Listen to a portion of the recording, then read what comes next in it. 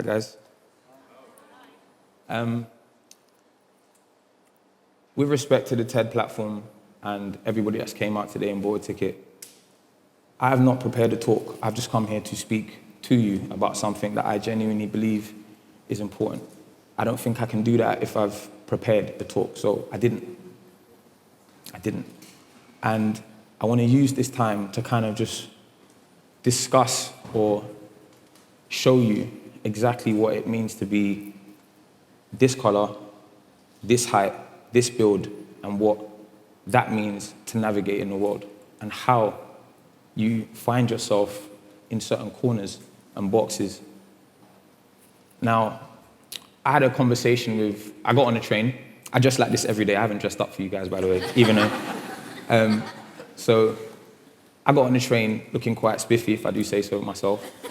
And two white males got on the train after me, and they sat opposite me. And I was listening to my headphones, and one of the guys got my attention and kind of just said to me, "Hey, I think you look really good. I think your style is amazing."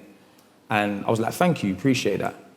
A little bit later down into the conversation, we started talking about how he just bought a house in Birmingham, how he just married his wife, and she's from London, but he's originally from New Zealand, and all these other different things.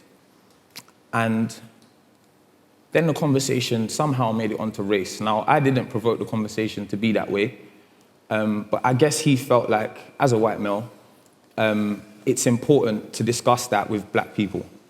And don't ask me why, but just consider, if that is your narrative, that is what you have to talk about 99% of the time, or you can expect that to come up in conversation 99% of the time, you have a conversation with somebody who doesn't look like you. Because a conversation with somebody who does look like you, you're either going to provoke it, and it's going to be a conversation you have mutually, or it's come that way. So we had this conversation, and towards the middle of the conversation, I now can't even see you as a genuine person. I see you as somebody who's profiled me. And that's unfortunate. That saddened me inside. And I can imagine a lot of people like me feel the same way. Now, there aren't many people like me in the audience as I look around. And that is another thing that I have to kind of navigate and deal with as a person, knowing that the representation of people like me, not necessarily on platforms like this, because they accept and understand everyone in different shapes, forms, creeds, sizes, but generally in life, that is a representation of life to me. It is hard and it is difficult. And it's not always your fault. Nature versus nurture, and the understanding of what that means and how even those two things are. Not everything is a choice. Sometimes you feel forced into your choices, and feelings are not things that you can control. So generally speaking, and specifically speaking, it's difficult. It's not easy.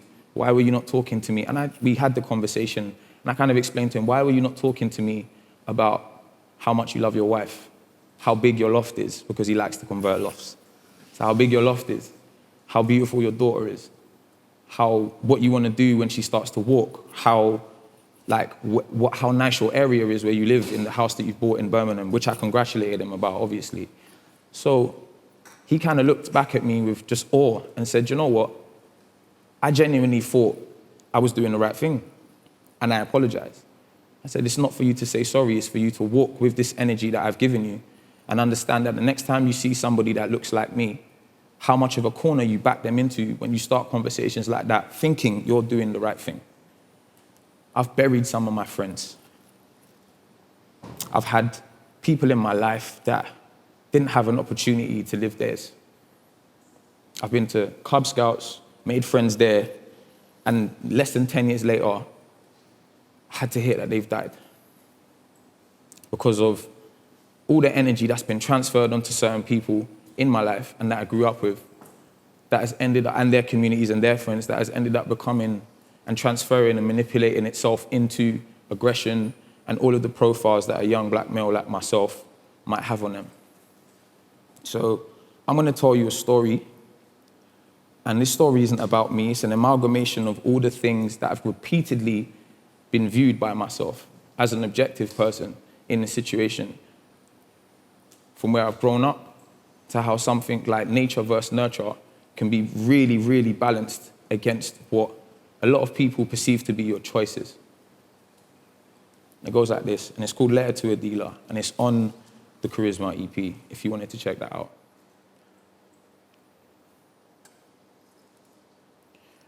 From day when he was young, proper innocent little youth, with his Air Max and an unhealthy love for his PS2, going to school, coming home, getting changed in his room, no shower, then he's straight back out to go kick a ball.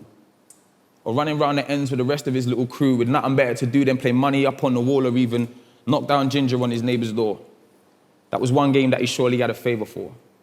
But his friends would always dare him to do what he never wanted, and for fear of not remaining accepted, he wasn't honest with himself and started getting caught up in that cyclonic, mad peer pressure spiral. Very few ever stop it. Growing up, he started leaving home late most days. Stopped calling and texting to say he's coming home safe, getting back and waking his mum smelling a skunk with just a no way. It was some of my friends when she asked coldly, but she knew. She couldn't say another word the whole day. She already found the baggies he tried to hide in his old games with a picture that he drew. She couldn't bring herself to throw away with a corner torn off in a strip that he used for roach pape. See, it's mad when you lie to the people you love for hope's sake, but crazy when you look at yourself and lie to your own face. See, it's mad when you lie to the people you love for hope's sake, but crazy when you look at yourself and lie to your own face. Passive aggression started getting the better now. Disagreements turned to arguments, somehow ending in rows, real loud, no one listens, but everyone wants to shout, and eventually resulted in him getting kicked out of his house. No job, and he got thrown out of uni for poor attendance and aggression in his counselling sessions. They put him out. Now he genuinely feels like he's got something to prove, because his dad knew, but kept the doors locked when he came around, had his own agenda. Last time they saw each other, he don't remember. Periodic hourly visits, but he weren't no offender. It's true, you pay the ultimate sacrifice when you have a child, but where did selling children a dream become the local tender? So we called a girl we linked last month, because she lives on her own and was sprung off their last. He knew it wouldn't last long, but emotions were high, money was low, and in regards to resorts, she was the last one. So he stayed and started dealing to keep up with the apartment. They got close. She ended up getting pregnant. He was the father, or so he thought. She knew he weren't the dad, but couldn't bear that.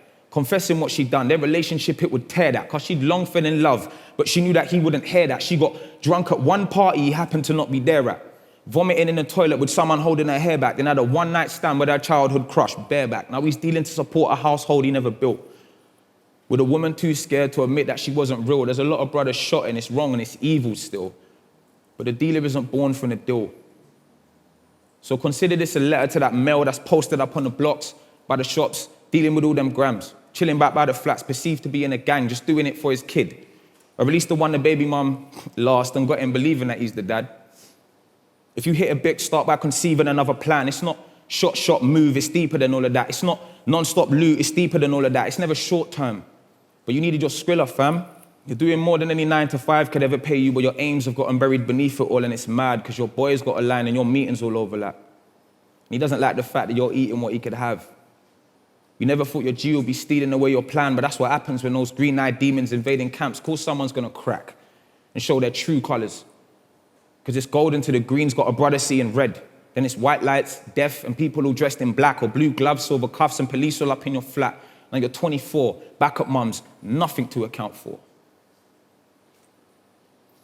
And when they ask you what you're doing now, you never sound sure, because JSA is the only legitimate PU bag, so you revert and start running them packages and them scams. You buy a night puffer with a hood that goes deep, so your family don't notice you on the street, and that you that snitched on you don't clock you and want to beef. And before you know, you're going OT for a little cash, more regular. Now you're intrigued when you bring it back because you realize that you're up and you're secretly feeling gassed. Had a taste and now you're hungry, and really it's kind of sad because you never wanted this, but there's no receipt in the bag. No one said it would be easy. Your feelings are all intact, but now your son don't know you. Your mum don't phone you, and there's no one that you feel like you can run or go to because no one understands what you've done or go through. It's a vicious little cycle that's breeding another batch. The system broke down and they're treating a brother bad. It goes round till you're under the ground or in a van with your wallet, your belt and your keys all up in a bag, and now you're locked up in a cage and they're feeding you from the hand like an animal. My brother, they're feeding you from the hand.